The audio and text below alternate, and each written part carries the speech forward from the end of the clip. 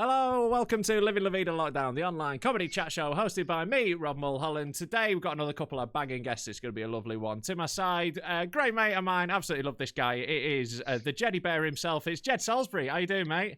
Yay! I'm well, man. It's good. It's good to be doing something in lockdown. Yeah, this is it, man. It's like, this is company at the very fucking least. And below me, we have my almost namesake. It is Rick Molland. How you doing, bud? Good to see you, mate.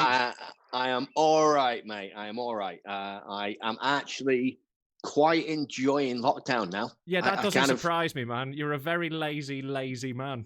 I kind of don't want it to end. I'm kind of just sat playing FIFA on your massive telly, aren't you? Yeah, I'm genuinely terrified on Sunday that Boris just goes, "Hey, it's all over." I'm like, fuck. You got to go back. I should have done so much more with my life in this period of time. I genuinely think it's a fine choice to just go, just going to have a break for a bit, though. I don't think that's bad. Like, it's not what I've done. Like, I'm still trying hard, because I'm not, I just can't stop. But, yeah, like, I don't think that's terrible. I feel like you're doing your own Truman Show right now.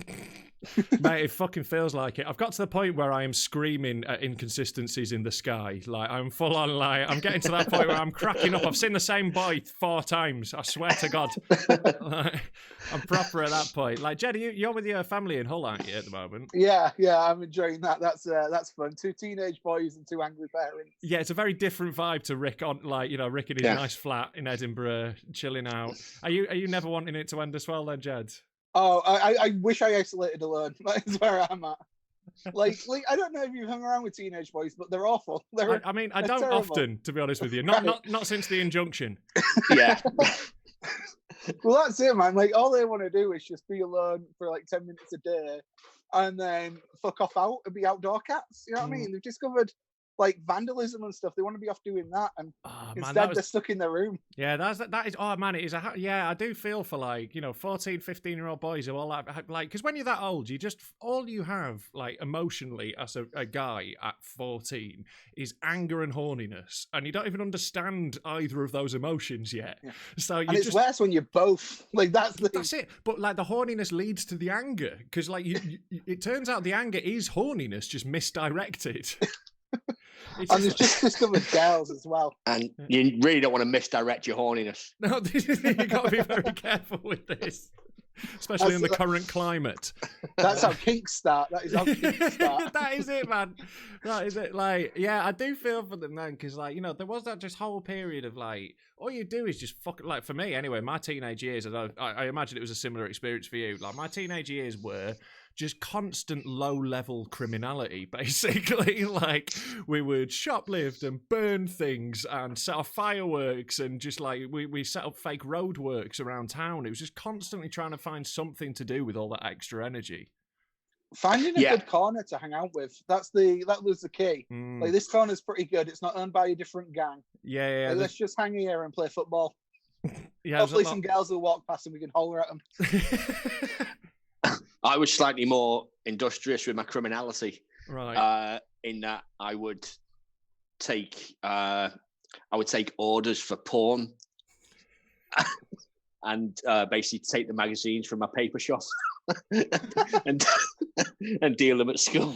That is just generally entrepreneurial, mate. That's to be applauded, I think. Like, but like that is a lot of information to have over people as well. Like that should have been the next stage of the business. Like going from selling the porn into blackmailing someone who's asked for a really weird magazine. Well, yeah, it was weird. I used to I would pirate DVDs and videotapes at the time. And then I got caught by one of the teachers. It wasn't fucking Laserdisc at the time for this story, Molland. And I got caught by one of the teachers doing it. And I thought I was going to get into trouble. And he just went, "What have you got?"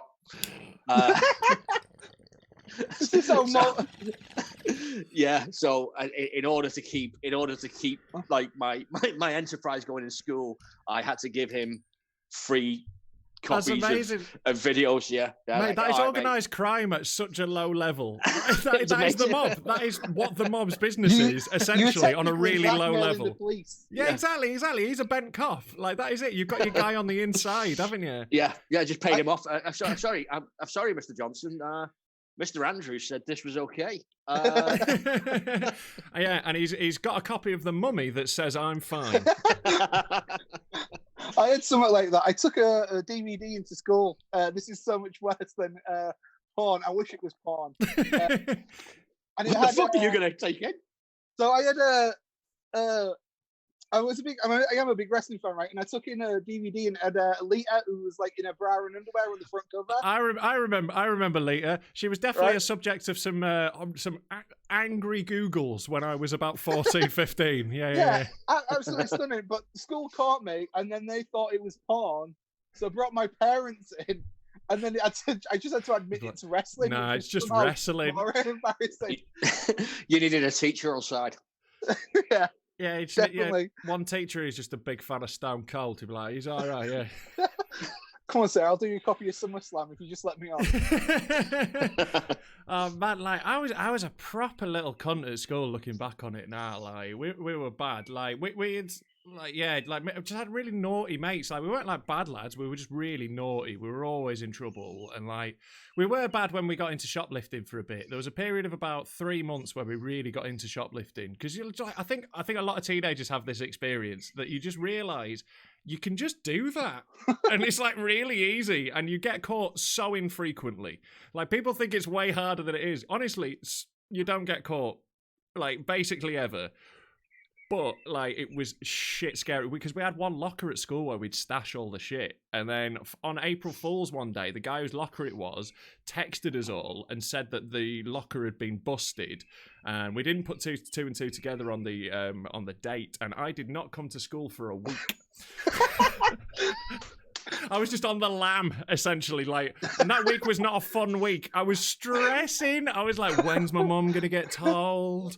Oh, my God, I shouldn't have stolen all those magazines. Oh, my God. We're still like Nintendo magazines. We had like slits in the lining of our blazer so we could get stuff into them. I love that your on the lam is the same as Osama bin Laden's. Like, I'm on the run, but I'm at home. Like, that's it. No, I think my skiving was, I'd just go wander around, like, my hometown and go into, like, the woods and shit like that and smoke weed all day. Like, you know, I'd get out of the house to make it look like I'd gone. Right. Smart. Yeah. Well, did you do, like, sixth form and then uni then as well? Yeah, I did. Yeah. Like, I scraped through.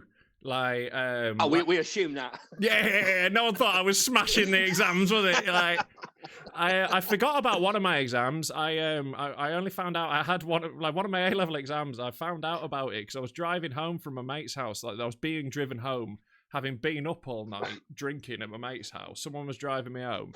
We drove past one of my mates in his uniform, and I leant out the window like, "Hey, dickhead, what exam you got?" And he went, "Sociology," and I was like, "I do that." But yeah, so basically I like scraped through, like my GCSEs I did all right. I think I got like 5 A's, 4 B's, something like that. But like I was predicted 3 A's at A level. Like, you know, like I'm naturally like academically good, but like I'm so like turns out ADHD. I didn't know at the time. But I just can't concentrate on anything, and I never have done. I've always just wanted to fuck around. So like I never use my intelligence for anything other than evil. So, like, yeah, but yeah, I got through. I got 3 C's in the end in A levels, and got in clear into Goldsmiths in London. Did you guys have gifted and talented at your school? We had a similar thing, like where, you know, like it was like I was in it. There was like a group of like there was like 7 of us, I think, who were like the top in my year, like academically, and like I was sort of like the rest of them volunteered. I was made to do it as a punishment because I thought it might keep me on the straight and narrow a bit. And this is how low expectations my school was. Right, the first thing we did in this, like, you know, this is meant to be the creme de la creme of our school for this year. The first thing we did was we went on a trip to a chip shop to see how it was ran. So they were like, this is the potato chipper. And they're like, yeah, if you guys, we really believe in you. One day you might own a chip shop. Get your work experience in. Yeah, man. This was like the gifted fucking program. I mean, eventually they made us learn Latin. I've got a half a GCSE in Latin because of that. Wow. Yeah. We had like the top 30% of the school was technically gifted and talented. That's too many. Or I think it's the region. 30% is a ridiculously low barrier. Yeah, that's a third. A third of all people are not gifted and talented. I think either Especially way, in Hull. I must be 29.5%. You're ducking under the bar. I didn't get in it. But the year after, someone left school. So then I actually got stepped up. So you could literally say, "Oh right, I'm behind that guy." Okay, yeah. Because I was like, I wasn't gifted and talented last year, and there were like circumstances just changed. Johnny's left, and I was like, "All right." So I got to go on these field trips, and I think that's what saved me educational wise. Because on them fields, I made middle class friends, and then once you get to like 15 and stuff, you got middle class friends. It's the win. You just go around their house and they're playing Nintendo while you've got like, you still got your PS1.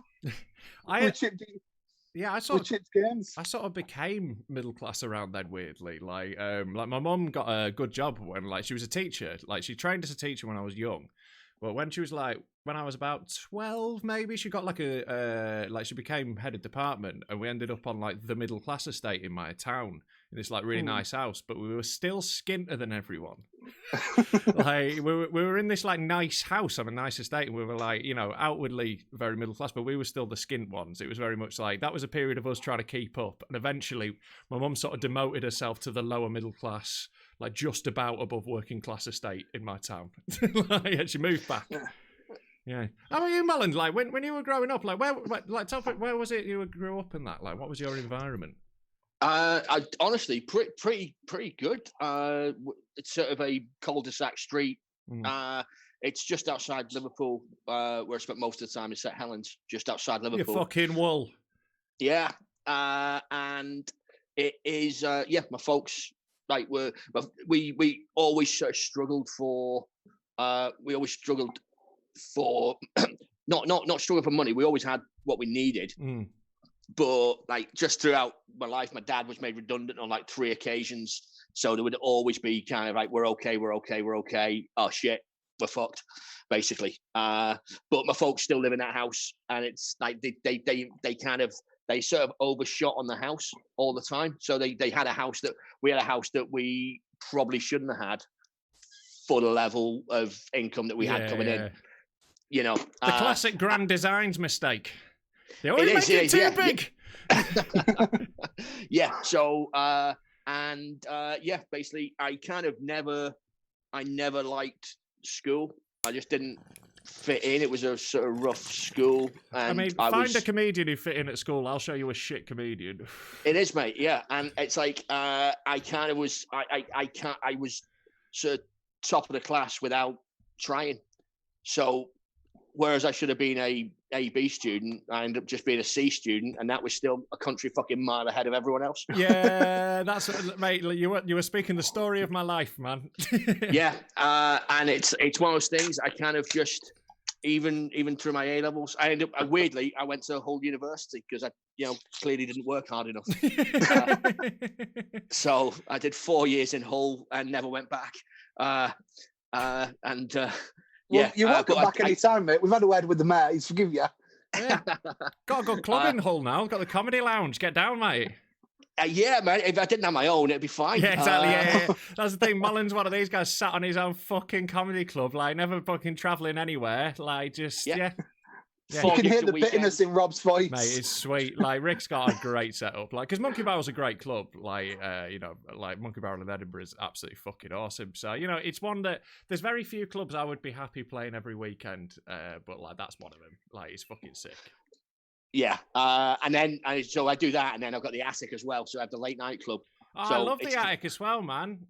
Like, it's such fun there last time when I was MCing, man. Like, 'cause it's just a late night gig, and like, I love that. People are hammered. Yeah, it's really good. It's really good fun, and I kind of everyone encouraged me. Everyone's like, go away, do something else. Go down to the Hull gig or go down. And I'm like, yeah. Every time I go and do that, it sounds great when it's October and I've got to do that in July. When it gets to July, there's that moment of me going, I've got to pass my gig to drive to these other gigs. You've gone soft, Molland. It's just like, I'm like, oh, fuck. Like... It's only going to be exacerbated by this, isn't it? Like, you got so used to not even going further than your fucking fridge. Have you been doing your one exercise a day, Rick? What was that? Have you been doing your one exercise a day? Well, of course, mate. Of course, yes. Yeah. What have you gone with for your exercise choice? Okay. Genuinely, if you want the answer, I've been walking down the canal. There you go. That's nice. There is a nice little bit of canal near you. Yeah. Well, it depends on your mental state, I think. So walking down the canal sounds fine if you sound jolly. You're looking a bit depressed. It's a very different vibe. Also, time of day is important. Middle of the afternoon is lovely. 3 a.m. is sinister. Yeah, I'm kind of my anger at the people who are wandering down the canal is that the cyclists like just going. I'm just like, where are you going in such a fucking rush, you fucking cunts? Oh mate, no one likes cyclists. Pedestrians hate cyclists. Like drivers hate cyclists. Other cyclists hate cyclists. Cyclists are just cunts. Oh mate, they're just fucking like Lycra bell ends. Lycra bell end sounds like a great porn name. You're getting orders for that for you to go to the shop. Can you pick me up a copy of Lycra bell ends? Lycra bell end. Lycra bell end ends, and you know what? I had some. Fuck it, I'm out of practice. Yeah, it's all right, mate. You don't have to be on match fitness right now. It's okay. You're amongst friends. Yeah. You know, we're just having a chat, Rick. It's all right. You're not doing an online Zoom gig now. I know. It's really weird to. It's really weird to sort of interact with people in this way where there's no competition. There's no we're getting ready for the gig, and there's none of that. It's just like. Oh, all right, I actually fucking know Rob a little bit better now, as opposed to the fucking front he puts up in front of everyone to pretend that he's not crying inside. Oh, go fuck yourself, man. We've spent days and days just us hanging out, you prick. You can act like, oh yeah, I've seen behind the facade now. Fuck off. I get this a lot, right? Because everyone's like, you got to be careful around Rob because he'll be mean if he has the opportunity to. And I'm like, he's doing nothing but a sweetheart to me the full time I've known him. Yeah, because I love you. Yeah. There you go, straight away. he loves you, and there's a different thing with me, right? Yeah, it's a different thing with me. Yeah, it's a very subtle difference. The relationship that I have with Rob and the rest of the world has with Rob. No, I think most of our world's relationship is more similar to yours, Rick, than it is to Jed. Like me and Jed have like we have a gentle kind of love. Me and Jed. Yeah. Like he could be in the green room blasting everyone else, and I'll come in and we'll just chill for a little bit. Jed just gets me on that level, man. Like the thing, me and Jed take the most adorable pictures together. If there is ever a picture of me and Jed together, it just melts women's hearts when you show them it. Like honestly, every time. I don't know what it is, man. We just light up. It's beautiful. We could make a jaunty video with love music over it. You'd be like, I want to go to that gay wedding. That's the gay wedding. Because that is two men that love each other. Like an actual Facebook friendship thing that you would post. Yeah, you know that kind of. You've known each other for 7 years, and you just go, I don't really want people to know that I know Eddy Brimson that long. But like, you know, people are right. Like, I am dead mean if I can be, because it's really funny, and like that's also like part of the way I love people, and like that's why I always get a bit like disappointed with comedians if they ever like don't go with it when I'm just being mean because it's funny, and like I always get a bit like, well, you should get what I'm doing, and because like that's how love is expressed in my world and in my family. Like we all just take the piss out of each other because like that's how you show love. Have you ever gone too far with someone? Yeah, all the time. I do it like three times a day. But what's the one that sticks in your memory? Oh God, right. I'm gonna have to like thinking of a specific story. It'll take me a while because my brain's fucking dumb. But I will. Let me have a think. Right, you two talk amongst yourselves while I try and think of a fucking example. Well, this is nice. I've never met Rick before. Nice to meet you, Rick. Oh, yeah, How you doing, Jed? Bringing people together. Yeah. Like things, I do it all the time, instantly. Like I do it like, because like I just don't have a filter. Like it's an ADHD thing, but it's what makes me good at comparing as well, because I just say the thing. But like when I wasn't like good at it early on, like I'd blurt really bad things out. The worst I've ever done on stage, I think, was it made me laugh still loads, but the audience did not enjoy it. I spoke to a group who were on the front row of my gig in Edinburgh, where you could only see the front row, and I was comparing, so I had to speak to them. Mixed gender group, all of them in their 20s, and I'm like, how do you all know each other? And they go, oh, we were all on the same cancer ward. Right, and I said, oh, well, your hair's grown back wonderfully. Right. Good gag. I think that's funny. Yeah, the audience at the Pleasance that afternoon did not. Yeah. Yeah, like You that know what? lost them all. But I'm starting to think audiences don't think cancer's funny, because I had the same situation. mate, I it's was one of those. comparing. There was a fat bearded bald guy, and I was like, oh, it's nice to know what I look like when the chemo kicks in. Nothing.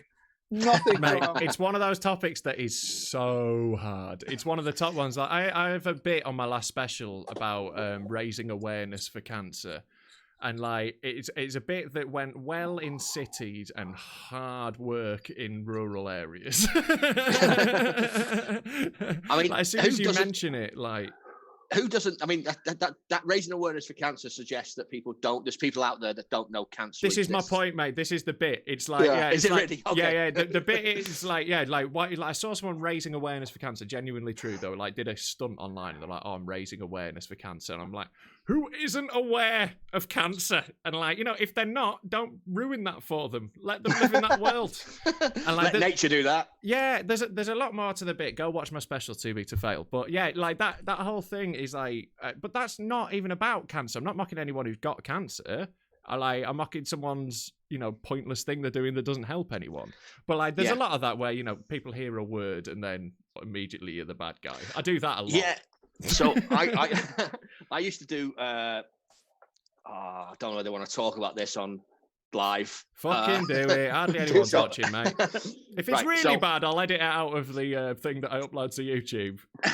So basically, right, I used to do a bit where it was about the BNP, okay? And there's an old story of the BNP and one of the guys from the BNP who basically released a statement where he says rape is simply sex. Okay.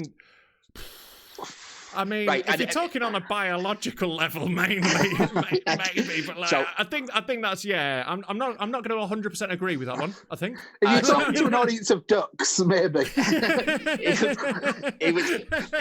Sorry, that is a very good joke. he would say so, and the bit that he used to go on with, and he would say rape is simply sex. To suggest that rape is such a horrible ordeal is like suggesting that force feeding a woman chocolate cake is a heinous offence. Right, which again, if you're going ducks, foie gras quite bad. Right, I didn't even eat that when I wasn't a vegetarian. And the amount of people, and basically, I used to take the BNP down, and the whole thing. I would use the BNP list that was released on WikiPeaks. I was giving out his name and address. I was trying to encourage people to go around to his house and fucking rape him. Right? It was this thing, and the amount of times people would get that bit, and I got accusations that I was racist. Right, because I would have not expected that to be the complaint from that bit.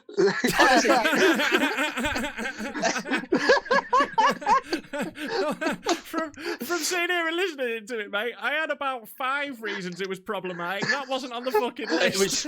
It was so genuinely it was a very good bit.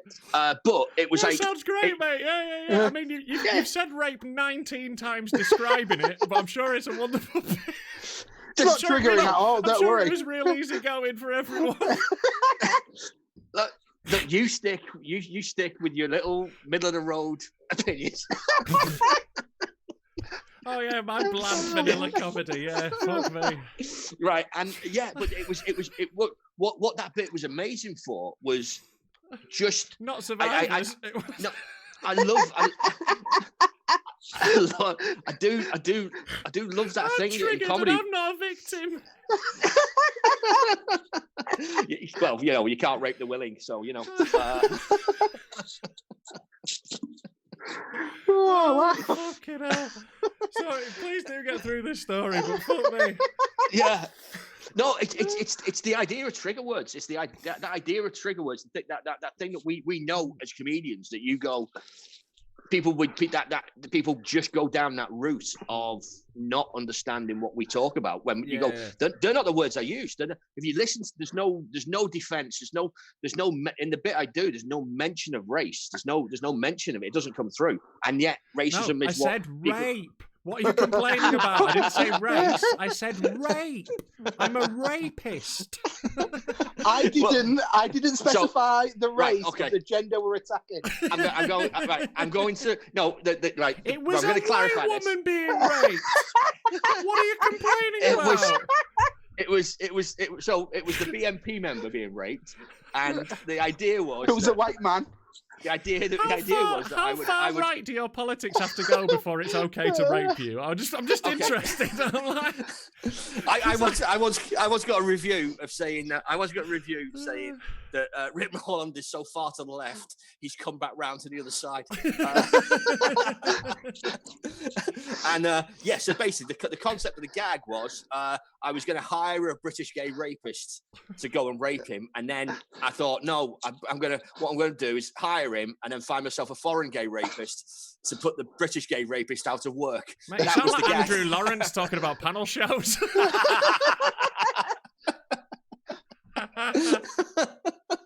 No, I actually very much like Andrew. We won't get into that shit, but man, you are totally right. Sorry, man, that story got torpedoed all over the place, but that was fucking too funny, mate, yeah. I feel like that's one of the bits at the back the comedians would be loving, and the audience would be like, "Are we allowed to laugh at this?" It's my favorite. Honestly, it's one of those things that it's weird that you go like the BNP are not a thing anymore.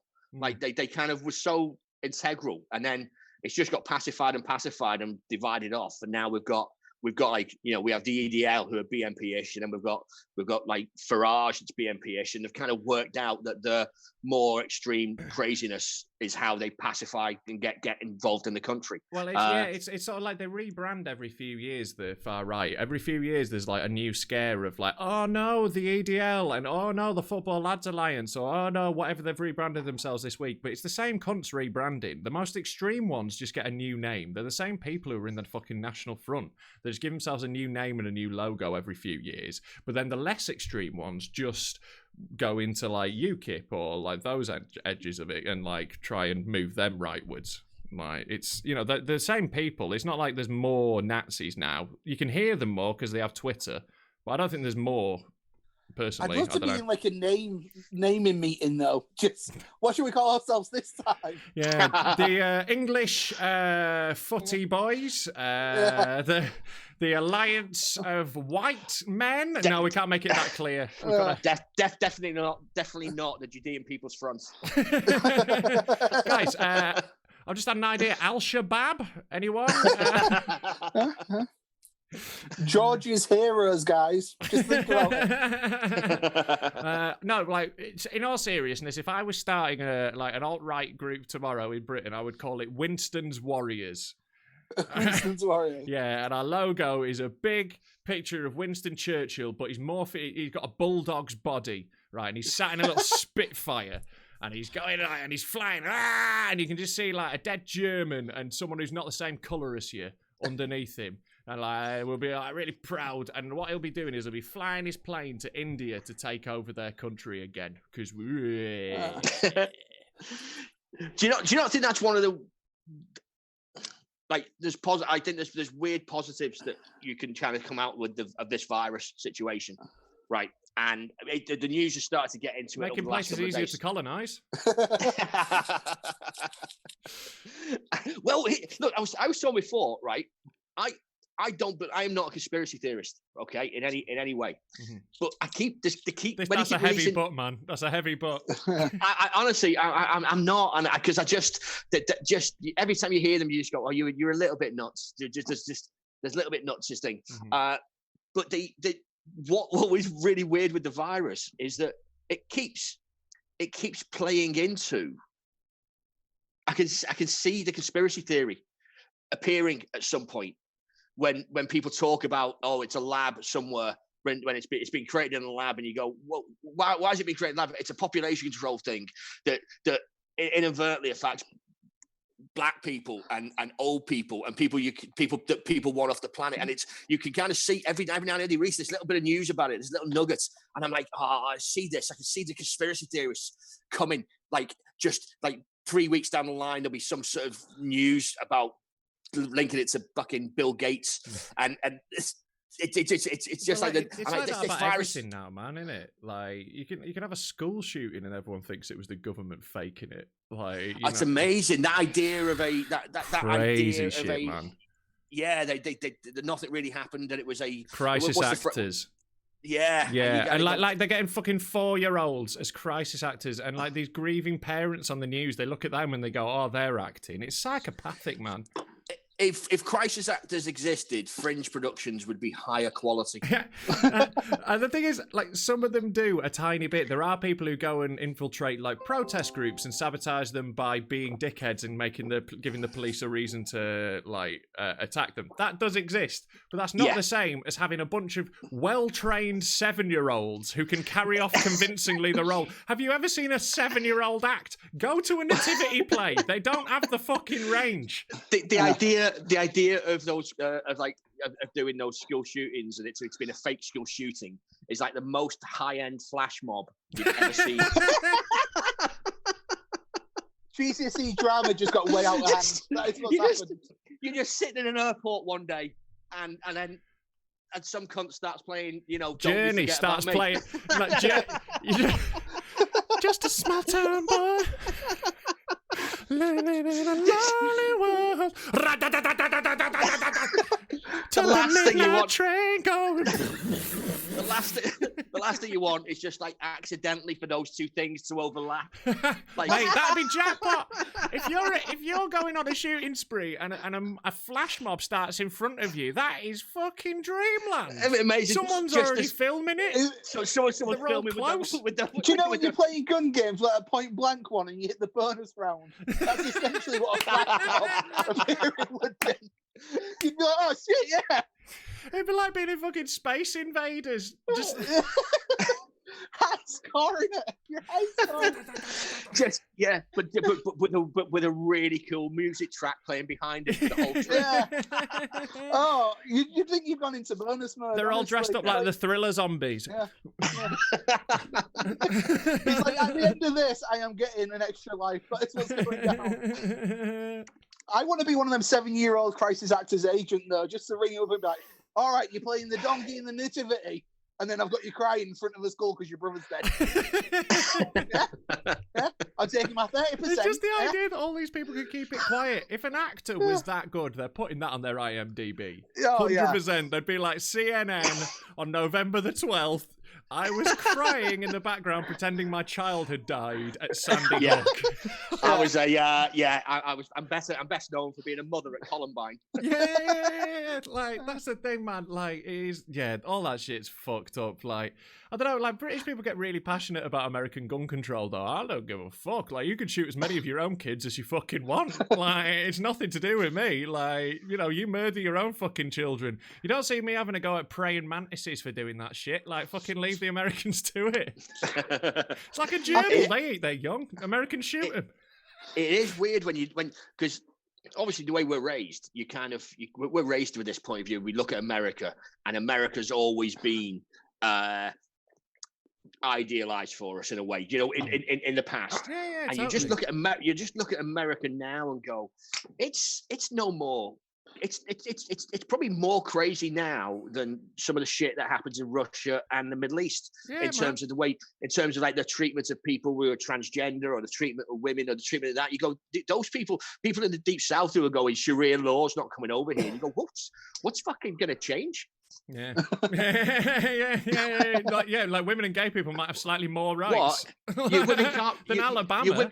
Your women can't read. Fuck off. Have you been on a trailer park? Like, it is insane, man. But like, the thing about America is everything you say about America is true, because it's so vast and so different. It's like, for every, like, you know, for every American who is that Alabaman who's like, you know, if you get raped, you better raise that baby. There's someone in Seattle drinking an espresso being like, oh, fucking hell. You know, it's like, it's everything. It's such a, but it's so much of a, it just feels like a cartoon version of us, doesn't it? It's too big to be one country. Like, that's the insane thing about it. That's it. Like, divide it but a little. But like, they're so ideologically different. Yeah. Well, I think it's weird when you go, what they've actually installed under Trump is essentially a man who, if he was in any other country, would be an African dictator. Like, I fully expect to see, like, Melania shooting the football team when it doesn't do well. Yeah. He's gonna like ban beards. and you know, Jared on a goal, shooting a gold fucking AK-47 as he passes people. Like he's gonna replace the Washington Monument with Trump made out of solid gold. Just like on that kind of, you know, when you know how they end the version, the Tim Burton version of Planet of the Apes. Yeah, where it comes back and everything's like all the monkey, they're all like monkey monuments, but all exactly the same. I see that as a future. I always think that Trump is essentially Biff in Back to the Future, and it's like the world we're in now is the Back to the Future world, where we come back and Biff has got hold of that fucking sports manifesto and is basically the almanac. He's just been on that, and that's the world we're in right now. Basically, we've sort of slipped into that, and we've just got fucking Trump as that president. There was great news the other day that apparently his driver has come down with COVID. So, you know, fingers crossed.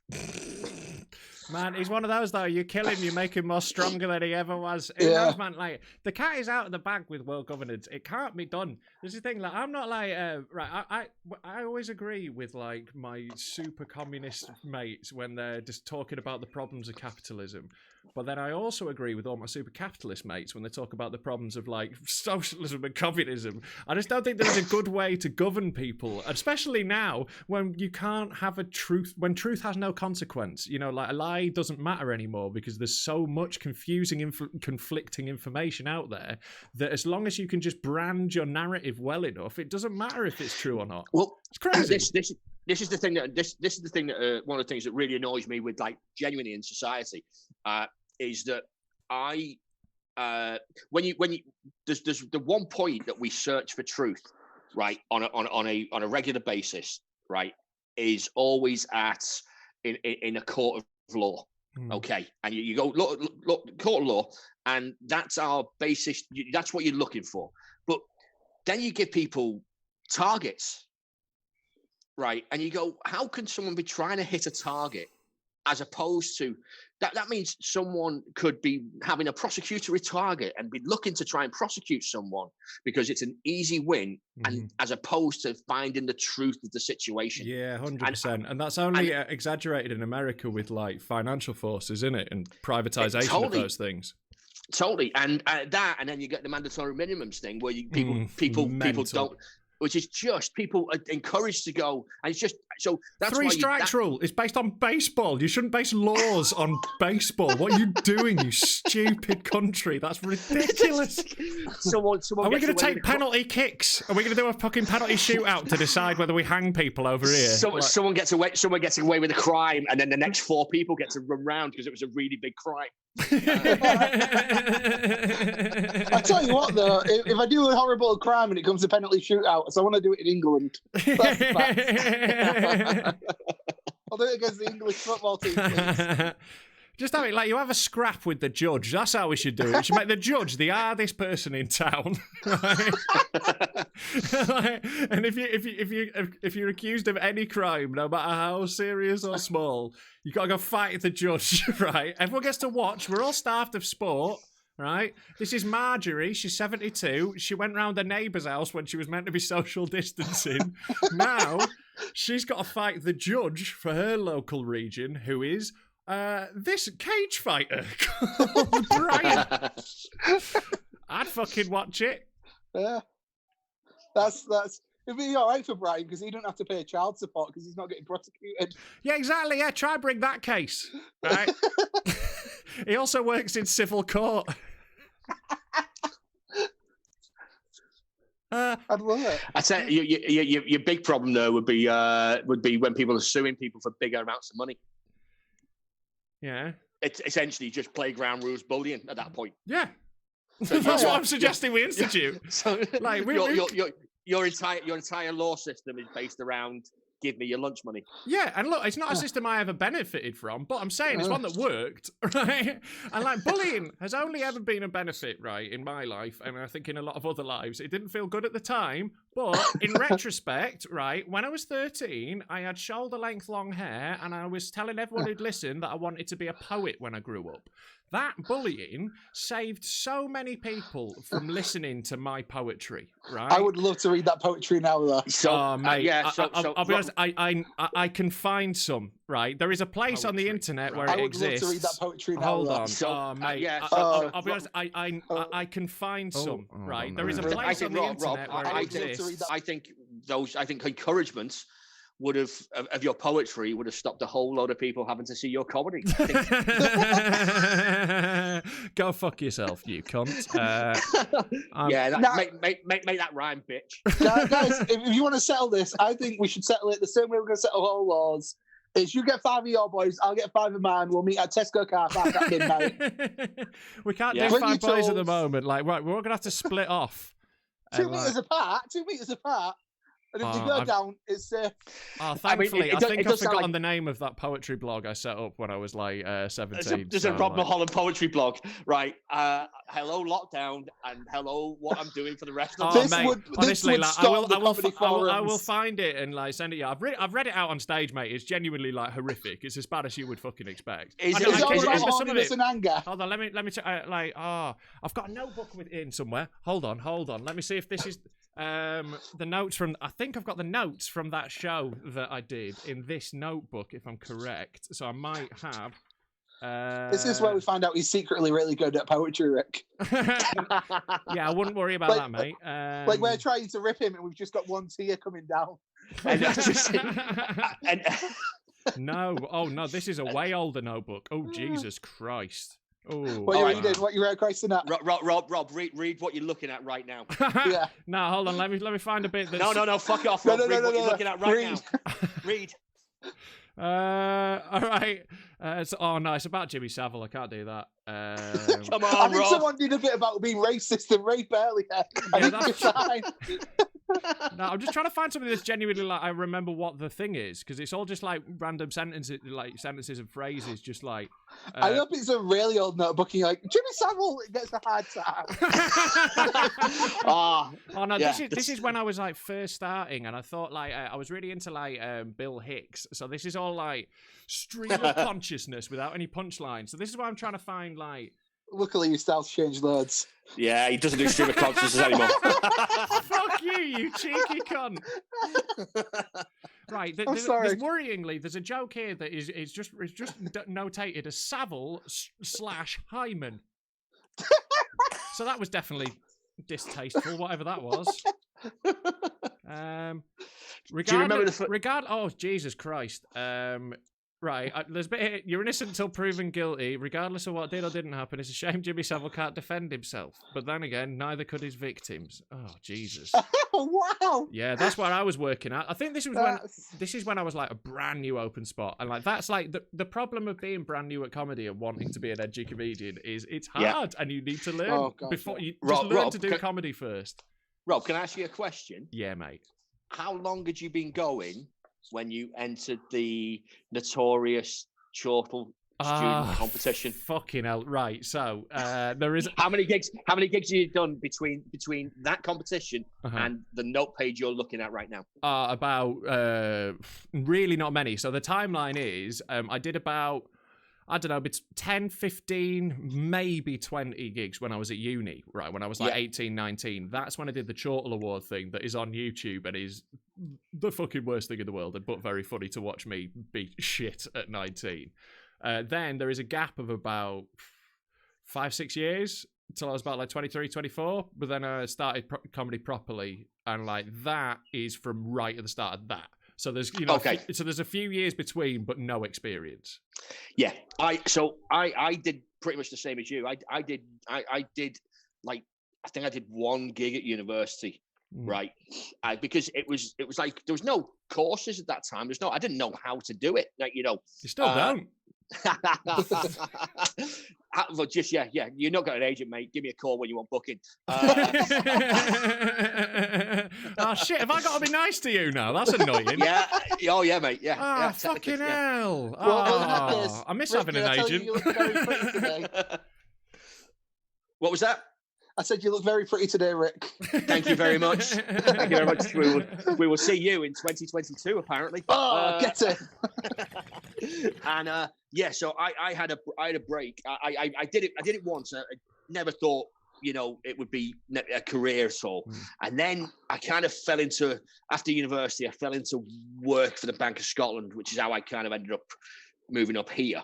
And then I kind of did this thing of I was just hating when you live in Edinburgh. What happens is the Fringe appears, and you go and see all these great comedians, right? And then you go and see, and then you start seeing, then you go and see, like, you turn up at gigs and you see people who are shit, and you kind of go, well, I think I could do better than that. And I think that's a really common way of starting, seeing someone shit and going, I could do better than that. Yeah. I think if you think that, so when I'm comparing, right, I will rip the piss out of comedians who are on the stage. I don't give a fuck, because that's the thing. Yeah, we regularly do that. Whenever me and Rick gig together, it always ends up into just us two slagging each other. And like, half the time we lose the audience on them. Like, it's just me and Rick pissing ourselves. The meaner the compare is about the act about to come up, the more they like them. Exactly. I like that. I like it when there's you can see a friendship between the comedians, because I like that when I was watching comedy, and then you just go, oh, this feels like it's not going to get repeated. It's not the same thing over and over. And I like that. And that's what I do in my rooms, and especially at the attic, I'll chip in on the microphone and stuff like that. I kind of enjoyed that. And so I moved up here, and I kind of, the Fringe happened, and I thought, and I sort of did this little thing of like, I always imagine it's like coming out, like, a little bit, because you kind of go, if you want to be a comedian, right, you kind of just got to go and do it. You can't bury it down. And I always say that's like people trying not to be gay. If you actually are a comedian, I think it's a personality type. It's to be fair, I got found in the toilets on a park telling jokes in cubicles. So that's how I had to come out with a comic. It turned out it was an undercover copy, just told a one-liner too. It was all over the front cover of the Sun. And then Jed Salisbury, gag master. Sorry, Rick. It's all right. If you want jokes, phone this number. Be here at midnight. For a funny time, call Jed. Fucking hell. Why someone? I've been waiting. Knock, at knock. Just through the glory hole. Who's that? A little microphone pops through. or a cock that you've genuinely got to go and pull back and reveal.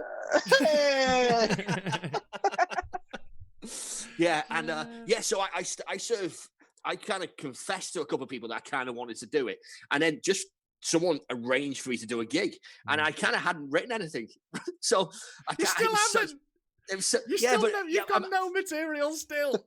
I'm better at that now, though. Yeah, like, you got look right. I'm not saying you're not good at asking people what their job is, Rick. I'm not saying that.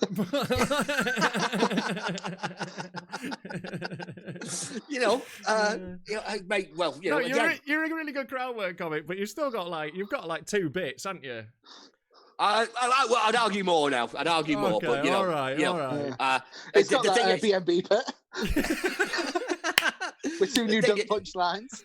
The thing is, Rob, you only see me when you only see me when I fucking compare because that's all you do now. But that's because I told I've done gigs with you on bills as well. I know you can do it. Fucking chill. It's all right. I get that accusation a lot, and I go. I know. I can tell. Fucking all right, mate. Jesus, touch the fucking nerve, mate. I'm just triggered. So I wrote some horrible shit, right? Because again, Bill Hicks, and I had that thing. I was like, okay, and I did 2 gigs in 2 days. It was like a Wednesday and a Thursday. And there's are you a worthy comedian up here called Reg Anderson? No, I don't think so. So Reg Anderson has been going for years. Old guy now, and it's a lot of daft jokes. Like it's like, what's this? A very enthusiastic Nazi, like right. That kind of stuff. Okay. And I did a joke that I would still do today. Okay, and it involves the word abortion or termination. Okay, and I finished the gig. Both airline pilots and former pregnant ladies are triggered immediately. I finished the gig, right? It's my second gig ever, and it had gone okay. And he pulled me to one side and screamed at me. He just screamed at me, going, "You did jokes about abortion. You don't do jokes about abortion. Jerry Sadowitz can do jokes about abortion. You, my friend, are not Jerry Cuntin Sadowitz." Right? And I then quit for 5 years again. Wow. Yeah. I mean, he's fucking right. When you are new, you aren't good enough to do it. I stunk out a lot of rooms by trying to be too edgy early on. And then, I eventually sort of twigged and went, I'm just going to, do jokes about my cat and stuff. And then I'll learn how to do it. And, See, I was edgy, I thought, when I first started. And then I realised it just didn't suit my personality. No, you're lovely. You're just a really nice guy. You try to be edgy and be like, what? I'm really there, like, hey, guys, we're all friends. And anyway... here's some stuff about Harvey Price. So weird. No, you have to do upbeat stand-up because that's who you are. You're a really positive, nice, upbeat person. Yeah. But when you first start, it's so easy to write edgy. Or you think it is. Well, it's easy to get a reaction from edgy. You can get shock easily. That's not the same as laughter, though. I definitely did a lot of that sort of shit because I was swinging for the fences on edgy before I was being funny, and it's not a good way to go. No, I don't even consider what I do now to be edgy in any way. I don't aim for it. I just that's just what I do now. It's not even. Whereas it was a thought in my head when I started of how can I be edgy. Now I'm just I just do what I do now. Now I've found to be wanky about it. You found your voice, I guess, and how you are. Totally, do you know what I mean? Totally. Oh yeah, I agree. Yeah, and I'm that's it. I talk about the things I talk about because that's what makes me laugh. I've got a really fucked up sense of humor. But it's not like a deliberate choice. But there is a bit of me that also that is the comedy I enjoy. Like Andrew Schultz described it, it's like comedy is like gymnastics, right? Like you don't just get points for how well executed it is. You get points for the difficulty of the attempt as well. And it's better when it's 13-year-old girls.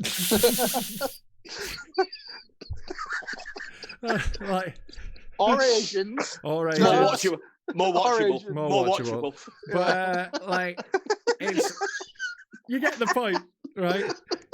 Yeah. Some topics are more difficult, so it's more satisfying and it's better when someone makes a brilliant joke about it and lands it. It's harder, so it's more skillful. People always like, doing edgy comedy is so easy. It's not easy to do it well. It's easy to say horrible shit to make it work so hard. I get every now and again, I'll get asked to do these sort of shows where it talks about it talks about like it's someone and it's like an offence-based show. I remember doing one a few years ago, and it was like it's the most offensive show of the Fringe. Those are always full kind of of wanks, isn't it? And it is just like it's people go, and I'm like, my goal is like there's a line I operate on, and my goal is never to get anyone to leave or walk out. Yeah, exactly. Whereas you see acts who do it, and it's like someone will walk out, and you just go, that's not what this is about. You're supposed to try and I do walk a lot of people at Edinburgh, but that's just because they've come to the wrong show. Like, I'm not doing it on purpose. Like, I want everyone to have a laugh, but like some people, I'm not for them, so they've wandered into the wrong show. Fine. See, I will title my shows at Edinburgh to almost to make it so that audience doesn't come in. I tried. I put on my flyer. I put a review from the national student that said I was nasty, offensive, and dangerous, and I put it big. And there was only 2 quotes on the flyer, and they were big. Was that actually for your comedy or just? Just my personality. Yeah, it was. That was. They actually, went on a date once. That was actually. I'm so sleepy. I'm so sleepy after this drink, Rob. Why am I tired? Well, the second review was so bad I fell asleep during it. No, that was actually a review I got when I was doing Hate and Live, right? The show got the 1 star, but that was specifically about a bit that I did. And like that show, you know, the aim of the show is you get the audience give you suggestions, and you get them randomly, and you have to improvise stand-up about why you hate that thing. And like, so the game is the audience give you things that are hard to hate, and it's like people get a warning that it's going to be all offensive and whatever. They sit through this huge warning, and then like it's a free show. They've not paid anything. They're told we're going to make horrible jokes here because that's what we like to do. And then they described it as the worst hour of their lives and traumatic. Wow. Right, because I did a bit that Bill Burr then did way better on his last special. It was like the topic I got was no means no, right? So the bit that I did in response to that, I remember improvising on the fly, right? For no means no, I was like, I hate no means no because let's face it, it doesn't always. Like, yeah, no means no, but no, stop doesn't mean no. That means try a bit harder before you have another go, right? And like women in the audience were laughing. I was speaking to women in the audience like, you fucking done this? And you know, they were like, yeah. And like, it was a fun thing. And then they've reported it that I was like, yeah, raping's good. Well, Daniel, I'm not Daniel Molland. Daniel Tosh has a perfect bit on that though, isn't it? He's like, no doesn't mean no. No means work the neck for 10 minutes and try back. But you can't have that conversation with your son. You can't be like, he's gonna knock your hand away 3 to 4 times. No means no is like no trainers. Yeah, but like, you know, obviously, like, it was a joke, and like, you know, obviously everyone's boundaries should be respected. I should be having to say that after a joke, but you know, it's just, yeah, it was unreal. So yeah, I put that loud and clear on my poster, so people would be like, if that wasn't for them, I had a couple of people walk out because I wasn't offensive enough. You can't fucking win, and like, because I'm not deliberately offensive at all ever. It's just I find, I think the closer you get to the line, the funnier the stuff is. All the funniest stuff is right on the line, and the skill is in dancing up to it and grabbing it without going over. That's the skill, that's the art, and that's the love. I think the skill is making an audience trust you enough. Yes, if you can get an audience on side, you can jerk about anything. Yeah, yeah. I will say things to an audience and things that I could watch another comedian say, and I would think that other comedian has gone too far. And yeah, I'm like, that's just because you've got no self-awareness, Rick. I'm quite happy. I'm quite happy just being. I kind of operate a little bit over the line. That's where I aim to be. Yeah, it's just because I think if you're just over the line, if you're anywhere up to the line, most other people can do it, right? Going over that line, taking the audience with you over that line, I think is that's for me where the fun of it is. Oh, it's over their line. That's what I'm talking about. I'm talking about past their line, but not past my line. You know what I mean? Yeah. Like, you know, yeah. Like their line can get fucked. Their lines are all different and they're all in the wrong place. So like, I want to like walk them to the edge, you know? So like, if you notice, the first joke will be an easy one. And then, you know, by the end, I'm getting them along on some tough stuff. It's the idea of gathering them all up in one bus and then travelling them over the line. Totally. You're essentially the bus driver. I thought you were going to say cliff then. I thought you were going to say cliff. Over the cliff. It's just But about no, killing 16 people at a time. Is what it's Reviews about. are so The best way to take the kids with you.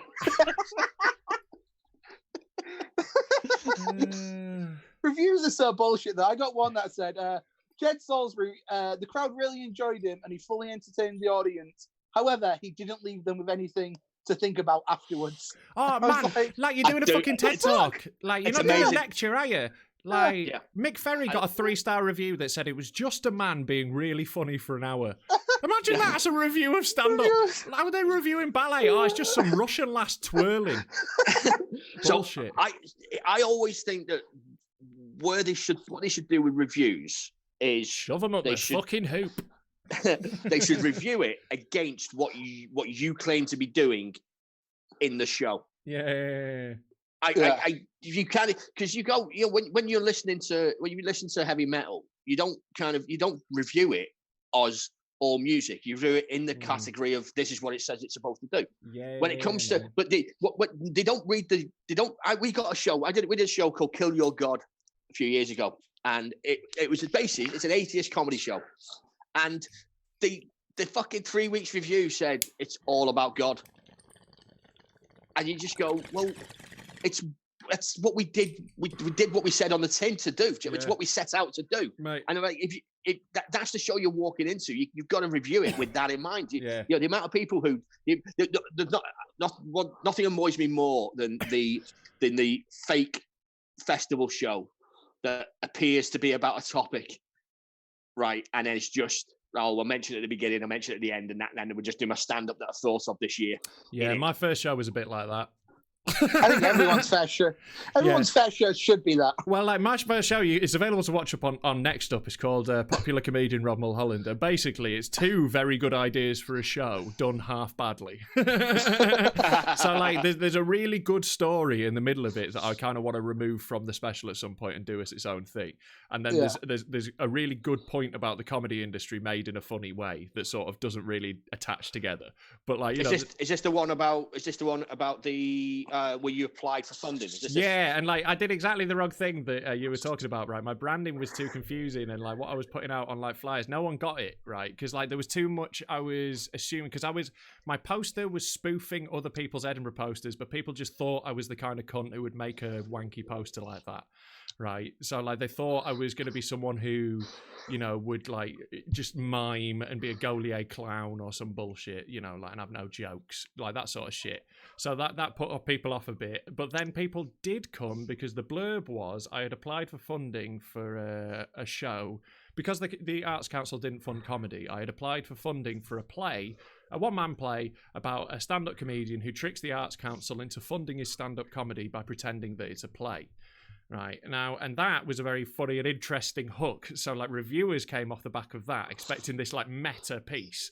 But really, what I did was pretend that I'd tricked the Arts Council into giving me loads of money, and then spent it on this actual true story, and then tied it up at the end weirdly. So it's kind of a bit of a fudge. Like I much prefer now. I just do an hour of funny, and I'm better at it. That talk of finding your voice.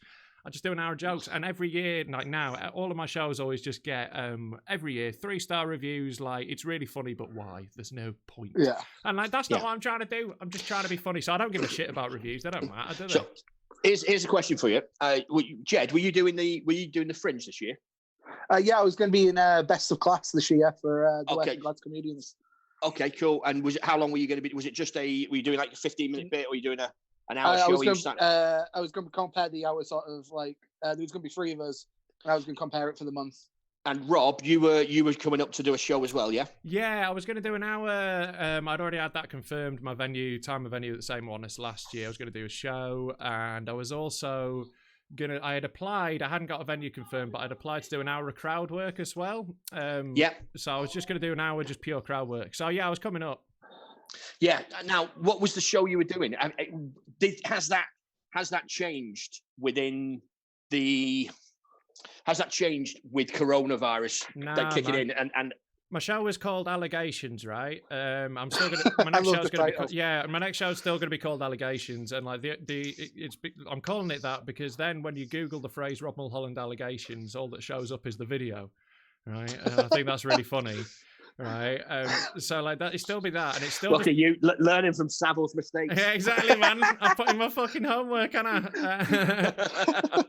but like, yeah. So basically, I'm just gonna do an hour of stand up again, and like, Okay. But like, I was always gonna do that, and like, that's all I'm gonna do now. I think, like, you know, I might at some point have a show with a theme or something, but I don't really want to. I just want to do stand up.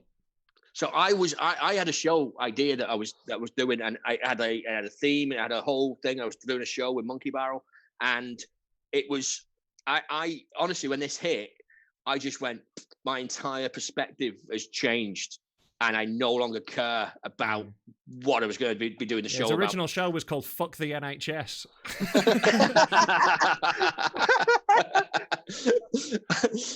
And it's weird. I wonder whether when we come back from this, like, do people just want, there's the way the Fringe has changed into that element of like, it's not about being funny. No, it's about performance art. There was years ago, Jimmy Carr was Perrier nominated. Okay, yeah, Gary Delaney for a couple of shows. And every now and again, someone really funny, like who's just funny, does get nominated. It still occasionally happens, but it's less. But then you frequent. there's that element of like, it's just an hour. The review that Mark Nelson gets every year is it's just good stand up, like a club stand up. Like that, why is that a fucking easy. problem? Like good club stand up is the best thing in the fucking world. Like, there's a reason people go to see that week in, week out, and they're not going to see fucking interpretive comedy. Yeah, they don't like put some fucking shoes on and write a joke. It's fucking unreal, innit? Like, fuck me. Like, and I wonder whether or not when we come back and the Fringe is up and running again, that the appetite will be more for just. When we come out of this, do we all just want to fucking laugh again?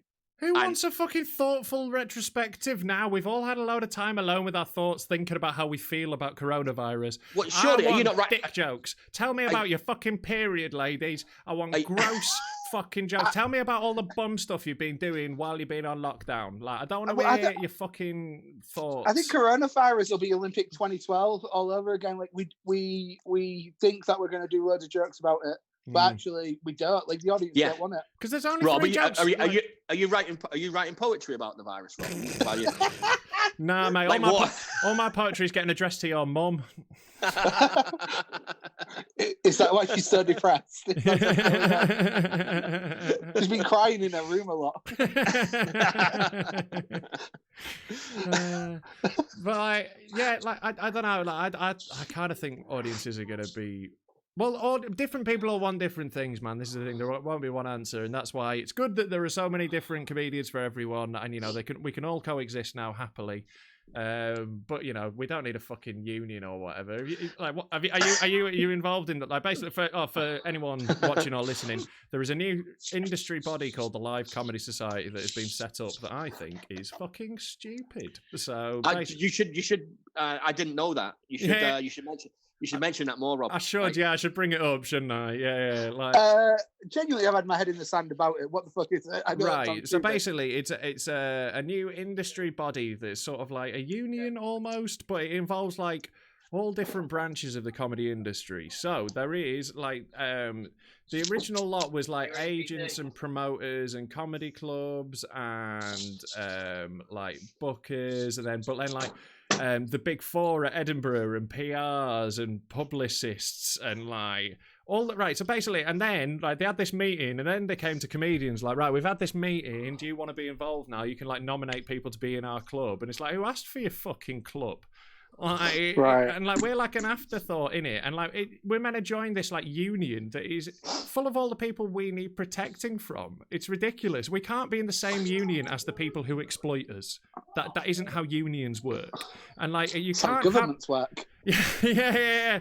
You can't it's just comedy is ungovernable. How are they going to stop me taking a gig for cash off a bloke in a pub? Fuck off. You can't do it. Well, Rob, obviously you've got to present your comedy card when you take any booking. Yeah, this is it. But that's the sort of shit they'll try and do. And my problem with it massively is that the people who most want to do this sort of thing are people who either want to grease their way further into the industry establishment, or they already are the industry establishment and they're all this Soho theatre fucking clowning bullshit, right? right? And they all fucking like they're all like government subsidy. They want like subsidies and all this to prop up their dying fucking art form, and they want to carry on leeching off comedians through the old ways. And I want all that shit to go because we don't need it anymore. We can go direct to people now. We don't need all that industry bullshit. PRs are just a shortcut for rich people. Fuck them. Like, there are so many vultures and snakes in that fucking group because there are loads of them in the comedy industry. No, Rob, Industry. stop this, Rob. Yeah. Stop this. Tell us how you really feel. Mate, I could not give a fuck about any of this shit. I'm not in the comedy industry, mate. I'm not in it. I'm in the me industry. Fuck you. Like, bollocks to them. You know, you've got my vote, so, just... Yeah, thanks. Yeah. Rick signed me up for the fucking emails, so I get all them. Surely someone there must have gone, not that one. But like, the thing is, it's full of people who I don't know. And like, I've been a professional comedian for like nearly a decade. Isn't that worrying that I don't know most of the people who were involved in this? Like, isn't that weird? I had that experience watching Live at the Apollo last night.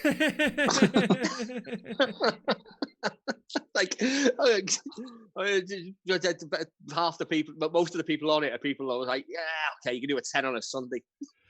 There's a lot of that going about, man. But there's a lot of people who win awards at Edinburgh who you wouldn't trust to do like a weekend gig. You just wouldn't. Like, they might win the fucking Perrier, but they can't do a club. And like, look, right, I think there are a lot of brilliant like shows made at Edinburgh that are that sort of like thoughtful, inventive thing. And I'm not meaning to shit on that. The only problem with it is it gets prioritized over like the stand-up that I love that is just purely funny for no other fucking reason. If you're going to keep doing the award in the way they're doing it, you can't. Don't you think you need a category? Like, you need funniest stand-up. Show, just funniest show. Like, have your best show still, and do it the way you do now, where it's whoever got molested in the most moving way wins. Right? But, what a category! What a category! That's what it is now. That's the main award. But like, have another, and then Rob best newcomer. Rob Mulholland allegations. Yeah. And then there's best newcomer for which is the best middle class person who's just finished uni, like, and then like have a funniest category. But I don't know. Like, I think I don't bother with that. I don't care anymore. I'm done trying to change the industry. I'm leaving it to rot. Like, I don't care. We did. Me and you did suggest that we were going to try and do our own awards, didn't we? Yeah, we didn't have enough. I realised afterwards it was going to be too much work. But I know, we were thinking of an alternative Edinburgh Awards, because one that just recognised like really good proper stand-up, because there's loads of it there. Like, there's just people who would never get an award who were just great stand-ups. Like, so yeah, that's upsetting as an industry we work in. Like, there's loads of comedians I know that are better than some of the ones we see on television. Oh, we all know people like that. We're all like, why the fuck hasn't Jeff Innocent had a Live at the Apollo yet? All of us think that. Because he's old and he looks like a racist, right? He's not young and pretty and like doesn't have the right haircut. And like, he's mad. And like, people are like, how is Dan Nightingale not filling stadiums? It's a crazy world. Yeah, it is. Scott Bennett. Why is Scott Bennett will do arenas? I'm sure. Yeah, Scott Bennett will get there. Yeah. Also, just bigger sheds. Just going to do a whole B&Q. Yeah. Look at this. I tell you what. If we take it out of the shed into the greenhouse, we can sell tickets outside as well as inside.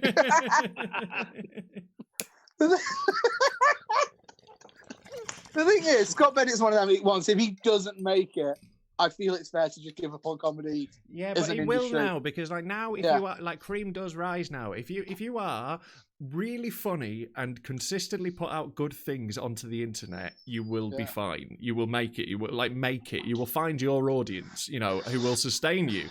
And like, he's doing that. He makes great things. People are finding him. He's fine. And that will mean that he sells tickets. And like, I know you guys both do stuff like that. Both like we're all like starting out more on that, but it's how it is, man. Like, that's the future, and it's a beautiful future. If we all just like work together, basically, we all build our own platform like this. This is like a comedians all running a gig. This is the same thing, having a podcast where you have people on and you sort of boost each other up. Like, hopefully some people who've never seen you before will see you two and go, oh, I like them. Let's have a look at some of their other stuff, and then I come on one of your podcasts, and then like, oh, some of your fans will be watching this, and they'll go, oh, I like this guy, and we all sort of just help each other. Like, comedy isn't monogamous. We should share our audiences. You know? Yeah. Like, you can like more than one comedian. I won't be offended. Although I should be your favourite. If I should be. Right. I should be. Well, you're the Unless only one. unless they've actually seen you. You're my favourite comedian I've shared a bed with. Does that count? Like, I'll be honest with you, Jed. I would say the same, but like, I think there's more people I'll offend. Oh, there's a few comedians going. How dare he? I think that. Yeah, no, it's not that bad, but like, yeah, there's definitely a few people I want to throw under the bus like that. Like, if you're a comedian who's ever been in my bed, we had a wonderful time, and I'm glad we shared it together. And I hope there's no hard feelings. Well, there better have been on the night. I can't guarantee it, mate. I drank a lot. There's at least one comedian where I had to tap in chemical assistance because of whiskey dick, definitely. So, you know, like, if you're watching, weird that you're still watching my content. But you know, I'm glad of the views. They're just looking for a 2-hour performance from you. Mate, no, like that was not the issue, mate. It was completely. I'd go completely the other way. You know, I'd go completely like desensitized by whiskey, man. Like, I think I'd had a bit of cocaine as well. So, you know, we were working in difficult circumstances.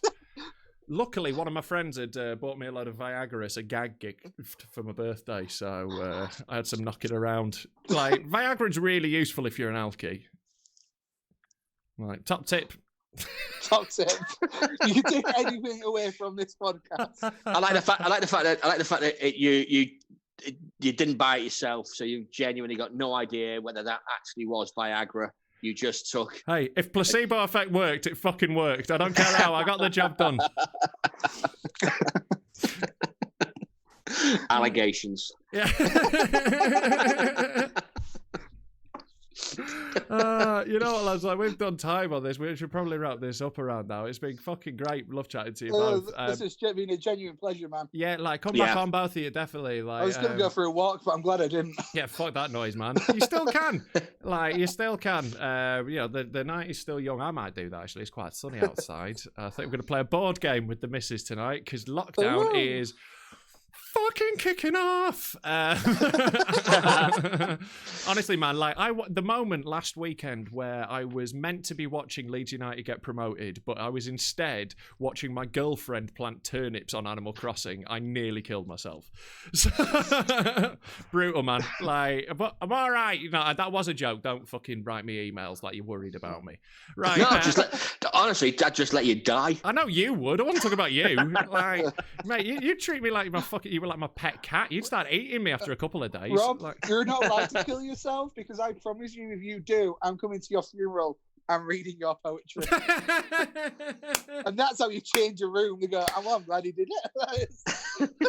Mate, honestly, it's bad. It's real bad. Like, you're gonna have to link me, bro. You'll have to link me. Yeah. Like, I'll try find it, man. I'll try find it, because it is like. Fuck me, man. There was one. It's called. I can't remember what it's called, but it's like, I'm jealous of your lips. No, your teeth kiss close to your lips is a line of it. I'm jealous of your teeth. Wow. Jealous of your teeth is a line that I wrote and thought was romantic. Yeah. So I was a deeply problematic young man, but you know, I've sort of changed.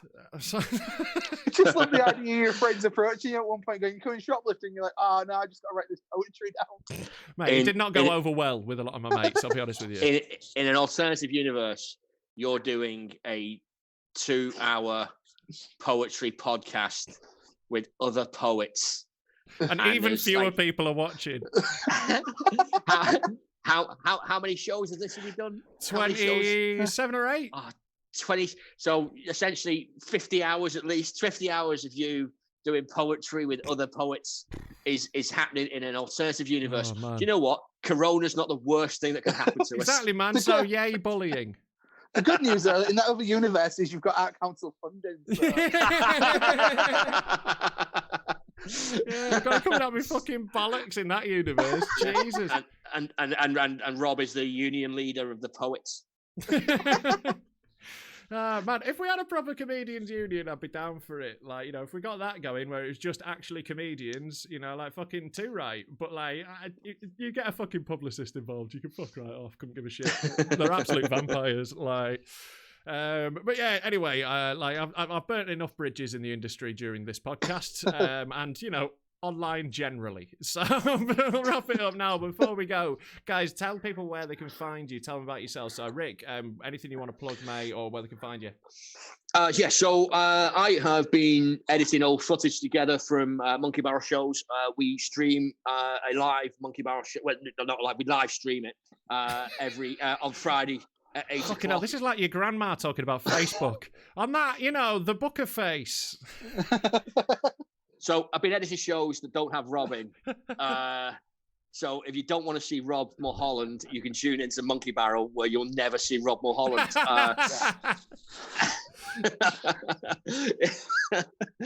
So we have an hour stream going out every Friday night. It stays up for a week, and then we put a new one out next Friday as well. And then I'm putting out content as well. So if you want to feed me a follow on Facebook or YouTube, it's Rick Molland. Beautiful. Thanks for coming on, mate. It's been loads of fun, and like definitely do it again. And Jed, tell them about yourself, mate. Well, you can see me live at Monkey Barrel when it opens. Yep.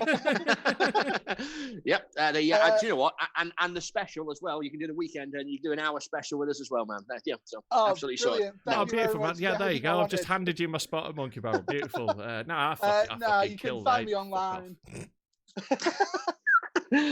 You can find me online. I tend to post stuff. I've started a new series where me and my little brother learn how to do stuff. We're filming how to build a birdhouse this weekend. It's funnier than it sounds, I promise you. Jed and breakfast all around on the social medias. Awesome, man. Well, thanks for coming on. And again, yeah, we'll have you back on sometime soon. Brilliant, yeah, man. I forgot to mention this at the start, but for anyone who hasn't noticed my Twitter, but has watched this far, that's going to be the Venn diagram of people who don't follow me on Twitter, but have watched this to this far. Right, there's got to be, very few of you. But anyway, these are now going to be Monday, Wednesday, and Friday, because basically the admin involved is fucking heinous in trying to get 3 comedians onto a Zoom chat at the same time every day. And most days, look, when it's 2, it's grand. I went down to 1 the other day. I also had a 0 day where people have just completely flated. So it's just a pain in the ass. It's going to be a lot easier with 3. It's going to give me more time to make other videos as well. So there'll actually be more better stuff coming out on this channel. It's just I'm fucking dying here. I was really over ambitious with how much stuff I could make at the start of this. I was like, I can do all that. Turns out, nah, I can't, because it's just me. So I'm chilling out a little bit. But I will be making more of these next week. I can't remember who I've got on, but there'll be great lineups. Also, if you've watched... You've not booked it. Just tell us you've not booked it yet. I have booked half of them. Like, I've got Gareth Much on one of the days, and I've got a few of them booked, but I can't remember. I've got Gareth Much. I've got Gareth Much, right? Gareth Much is on next week.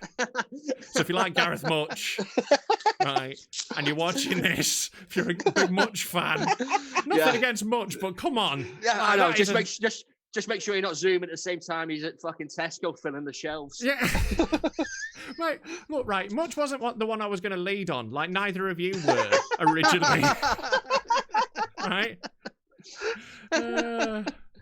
Normally I get at least one person with a bit of profile to sell the episode on, and then I get other people who who respectfully, you two, have 0 fucking profile. To be fair, Jed, you might get me some fans in Hull. That's fair. Yeah, I was on BBC. He was on the BBC. If you like body positivity, you might not want to watch the special. Yeah, that's not, again, your fans are not going to enjoy my comedy. Fans of Jed's body positivity watching me like, right, fat shaming's not that bad. But if you do want to watch that special, because you can take a fucking joke. It's funny. Thanks, man. There'll be a link popping up in a second. And that was what I was going to say. Fucking charity thing. It's been going across the bottom all the episodes, so I've not been totally negligent. But we're raising money for the Trussell Trust. That's why I'm doing these. There's a donate link below.